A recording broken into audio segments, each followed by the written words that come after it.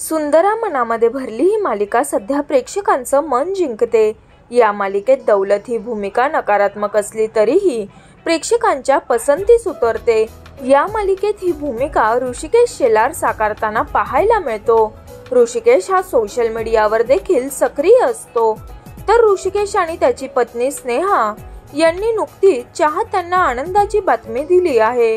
पण ही बातमी स्नेहाच्या बहिणीने म्हणजेच अभिनेत्री काजल काटे हिने सोशल मीडियावर शेअर केली।